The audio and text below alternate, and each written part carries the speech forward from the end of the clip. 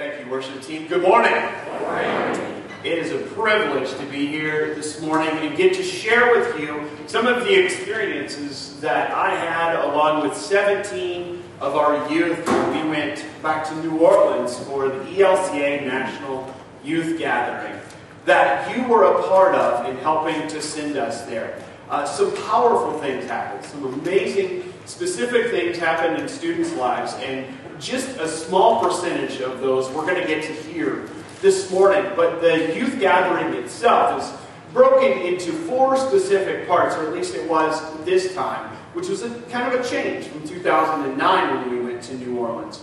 The 3 specific areas or tracks that we were on, the very first day we had an opportunity to practice justice, which then we got to go into the community and share. There were 33,000 plus teenagers in the city of New Orleans, and on specific days they went into the city and each had an opportunity to do some hands-on practicing of justice. Then the second track that we were on was practice discipleship. We got to look at the 7 areas of what it means to be a disciple. And then the third one was practice peacemaking. That's where we got to go and interact with some things that showed us what it is to be a peacemaker in this world. And then every evening culminated, we gathered at the Superdome, which is impressive in and of itself, for what we call our mass gatherings, and that's our corporate worship with 33,000 plus people. I've asked 4 people to share with you this morning. Each one is going to share about something different, something specific that impacted them. First, I'd like to ask Isaac Fricky to come forward. Isaac is going to share with you about our Practice Justice Day. So, Isaac, can you just share a little bit about that Practice Justice Day? Well, something that really impacted me that day is, well, we all went into War 9th Ward thinking we were going to do something really spectacular. But by God's will, we ended up talking to a lady whose life was devastated by the hurricane. And after her story, we asked her if she needed any help with anything. And she had a pile of dirt that the city gave to her to irrigate water, and she asked us if we could move it from her. And so, not having the tools, we picked up handfuls of dirt at a time. And I just thought it was like really ironic but moving that the night before, the ELCA bishop was talking about God's work in our hands. So how did that experience impact you personally? Personally, it felt like I was part of a change. Like I was changing a world, even though it was just picking up a handful of dirt and moving it. It felt like I was making a difference in this world. Awesome. So with that experience, how do you take what we experienced there in the lower 9th Ward and picking up these handfuls of dirt at a time and moving them to irrigate this yard, how do you take that experience and bring it back here? You know, it's not just there, it's everywhere. There's people that need help with just anything. I mean, people mowing lawns. I mean, you see them struggling, doing something like that. You just go out there and ask if they need help and just be a helping hand for everyone. Any last thoughts? I just thought it was great. Even though this hurricane destroyed many homes and everything, you saw all the people that were there, and they were helping out this community that was totally destroyed. And, you know, this is where you see that when things go bad, God is glorified in the end. Thanks.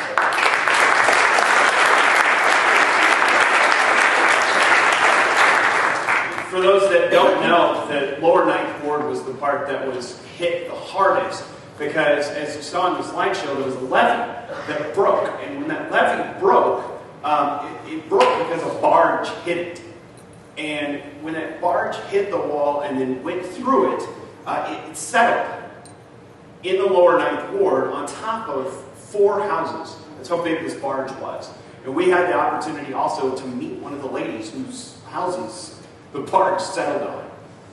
And so she told us the story. She said, she had evacuated, and she was watching on the news, and she saw this barge break through this wall and land on her house.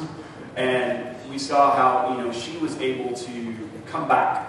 And so the second day that we experienced was a day where we were together with just the 500 plus students from our synod, from the Sierra Pacific Synod. And we gathered together with our current bishop, and we learned about the 7 practices of discipleship.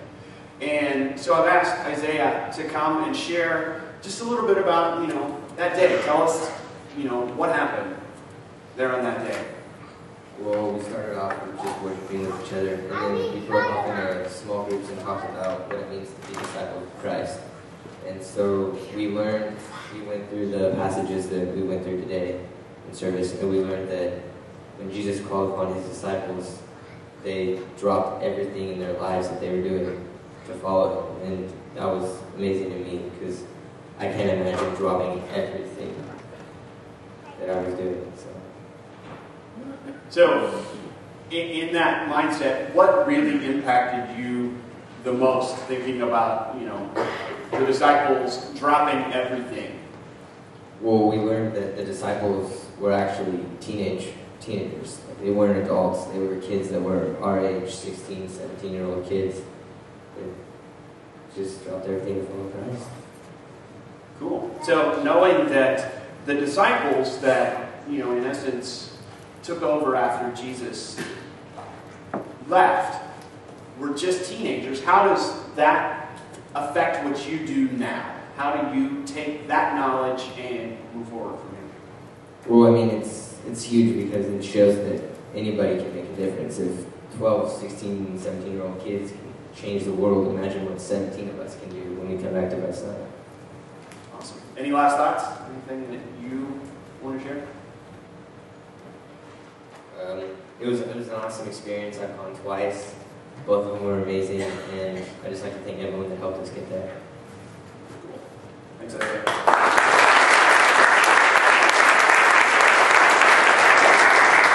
It was a neat experience. Isaiah was the only one that went when we went in 2009. We got a chance to go again, and so he got to see some changes and some things that they had done to up their game, which was just pretty amazing. So.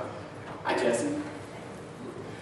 Jessie, I've asked her to come and talk about our practice peacemaking day. She had a really neat experience that transcended some, barriers.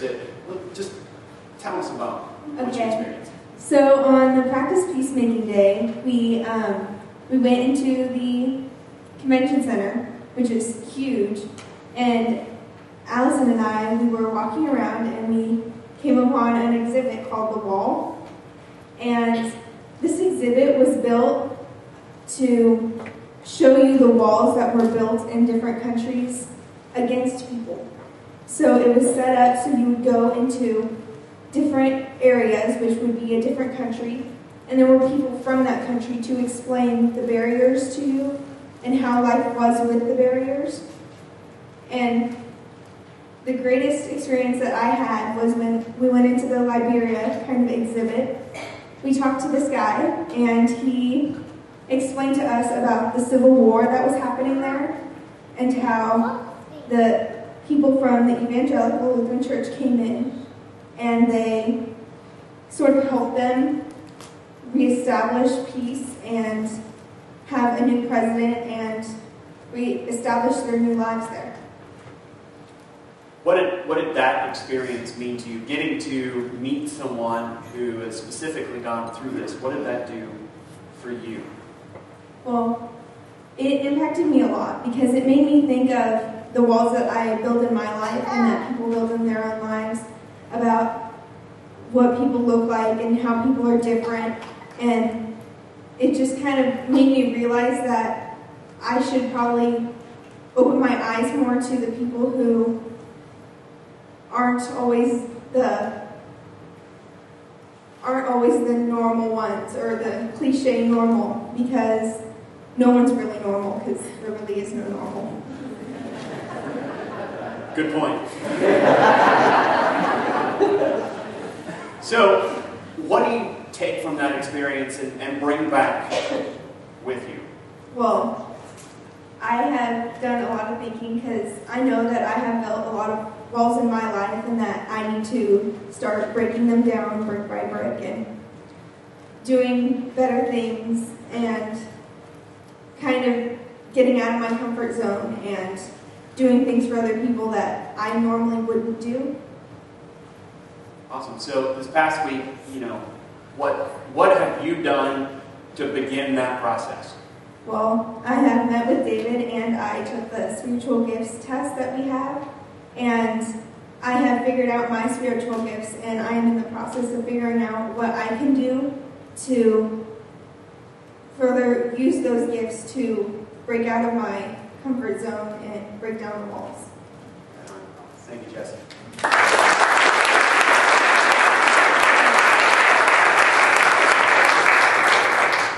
That practice peacemaking day was so impactful because there were so many different opportunities that people had to see these things that are going on around the world that sometimes we don't even notice. In your bulletin, you'll see some statistics. They had what's called the 100 Wells Challenge, and over $250,000 was raised to give wells to communities in Africa. There were over 100 wells that were completely funded just from teenagers who went and did this challenge. So, so many amazing things. But every night, we met at the Superdome. And like I said, the Superdome is, there's a reason the Super Bowl is held there often. It's huge.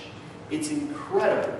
And we had the opportunity to go inside and to experience worship with 33,000 plus people.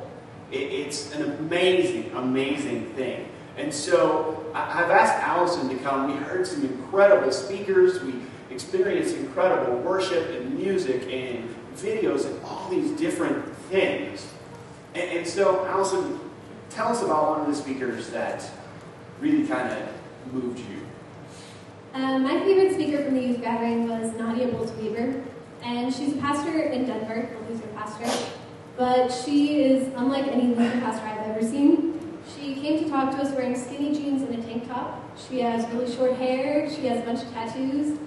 And despite all that, I thought it was really cool that she said that she wasn't worthy to talk to us. And she explained about her past of alcoholism and drug abuse.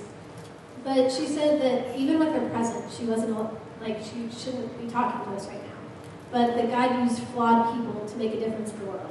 And I just thought that was really cool because it means that God can use any of us to make a difference. You don't have to have a degree in theology or be an expert on the Bible. He can use you despite your flaws. Awesome. Yeah, she laid it down. It was pretty impressive.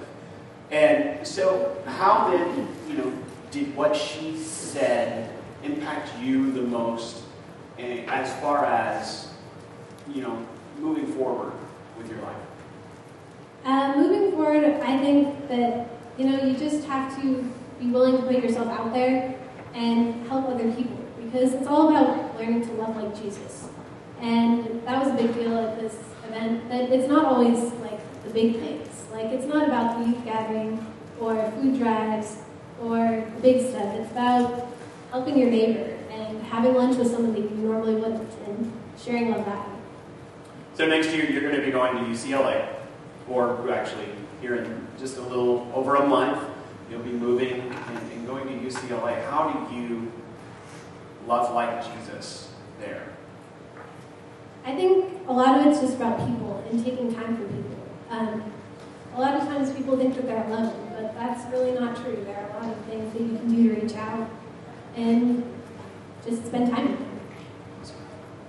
Thank you, Allison.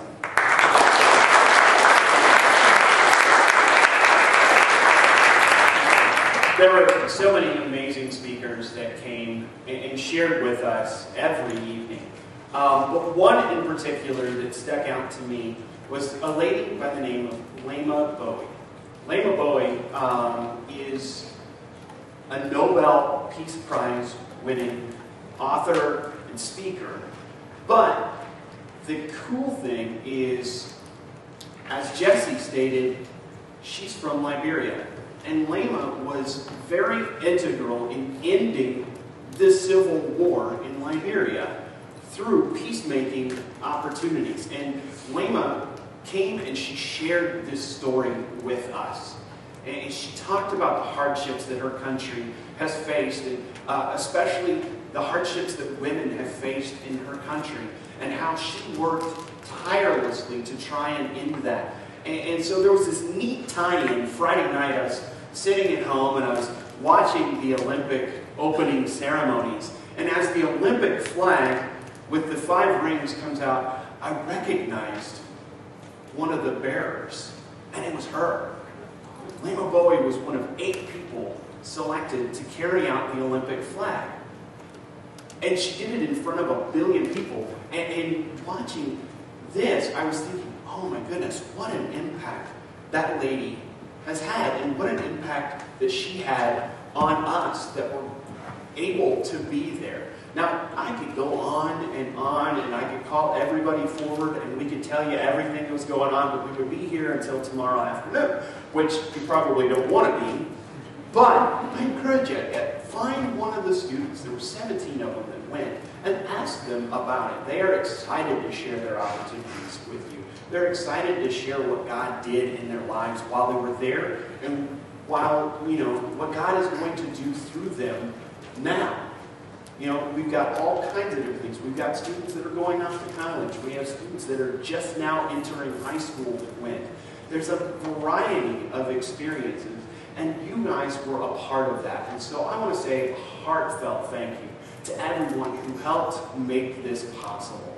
This is one of those things that is so unique. This is probably one of the largest gatherings of high school students anywhere in the United States that happens. And it only happens once every 3 years. And you guys were integral in getting us there. So thank you so very much. I also want to say a very special thank you to Bobby Hartman, to Brad Howard, and to Carol Zarn Salvador for going with us and putting up with the high school students and loving on them and being there for them as we took them. And so it is just such an amazing opportunity to have such an incredible church to get to come back to. So thank you all. God bless you.